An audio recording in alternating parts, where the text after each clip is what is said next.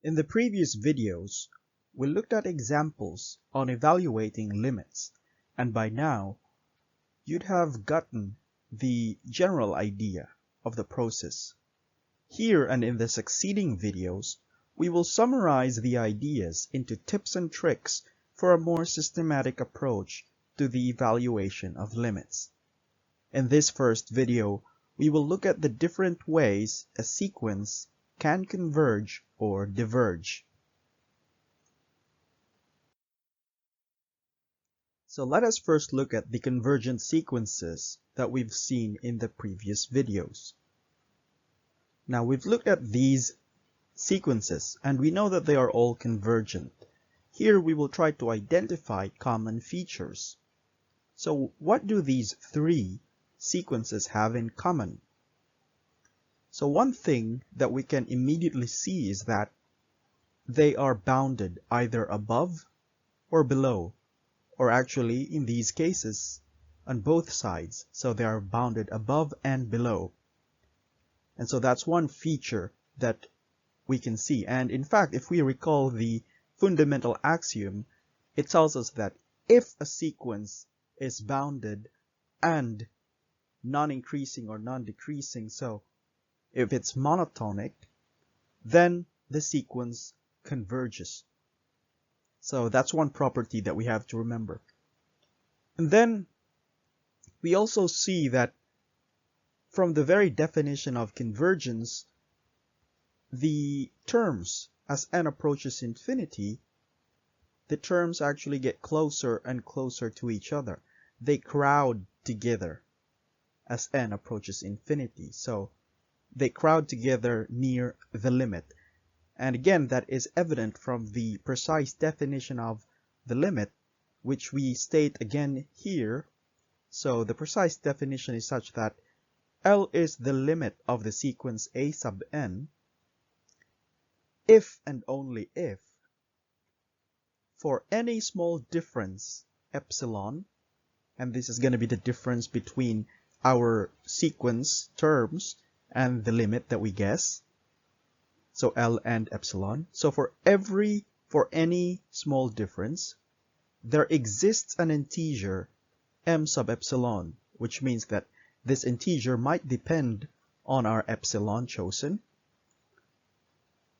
such that for all integers k, so there is that k, and in fact there will be all k's that are greater than the m sub epsilon.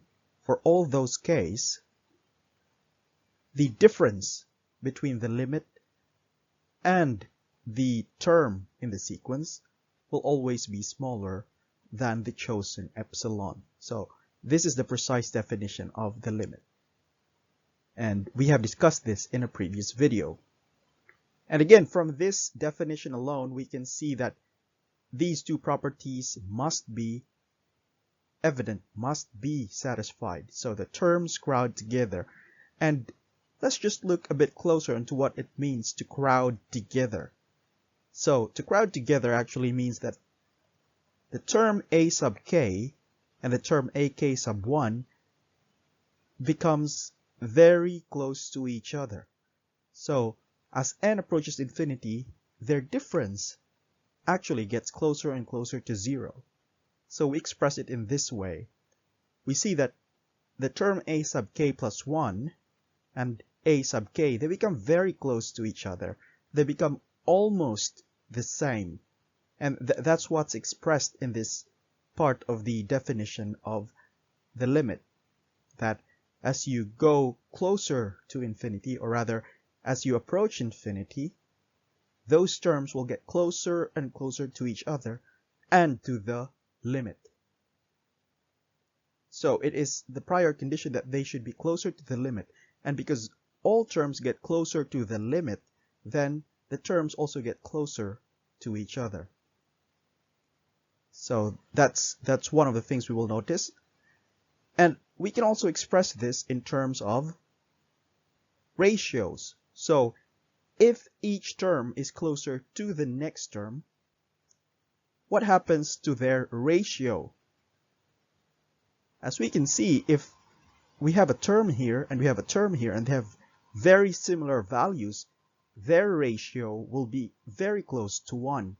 The same is the case here, but not the case here, because here we have the limit is 0, and so we are comparing a value very close to 0 to another value very close to 0. So you really can't do that, because you're dividing something very close to 0 to something very close to 0, so that's like 0 over 0, which is not very useful for us. We don't really get information from that. And if we just write that down, that would look like this, that the ratios between the terms, again, a sub k plus 1 and a sub k, the ratio between them gets closer and closer to 1, except when the limit is 0. So that's the intuition behind that. So this expression and this expression, they are expressing the same things but in different ways. So let's just recall what we mean by divergent sequences.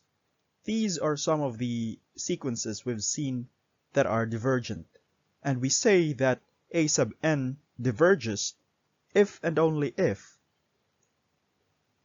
it is not convergent. That means the sequence does not converge. So anything that does not converge is divergent. So there are many ways in which a sequence could be divergent, but there's only one way that a sequence could be convergent. So a sequence is convergent if they approach a single value, and there are other ways in which it does not converge. So for example, if it's not bounded, so any unbounded sequence you'll see is divergent because they don't approach a single value. For example, this sequence here, it just goes on and on. And another way that it could diverge is when it does not get closer to a single value. So for example, here we have a bounded sequence. It's bounded because the values do not go above a certain value. Let's say it doesn't go above 3 and it does not go below 0. But this is still divergent because it does not approach a single value. It does not get closer to one value. And the same is the case here on the third photo, on the third figure. So again, it's divergent because it is not bounded. So there are no bounds that are put here, but although we can just see 1,000, but in reality it has no bounds. It's unbounded, and the terms are random. So there's no pattern. So when there's no pattern and it's not bounded, it's a divergent sequence. So they don't converge to a single value.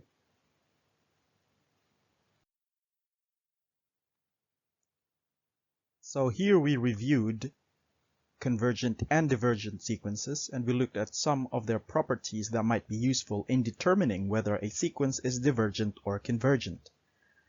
We recall that a convergent sequence looks like it's always bounded, and in fact this is verified by the definition, and in fact the fundamental axiom also says that a bounded and monotonic sequence always converges. So if your sequence is both bounded and monotonic, it's convergent. But the converse is not true. That means that if your sequence is convergent, it does not have to be monotonic. Monotonic means it's just increasing or it's just decreasing, but not alternating. We've seen that there will be some alternating and bounded sequences, and it's not really divergent. And also we've seen that there are also those that are divergent.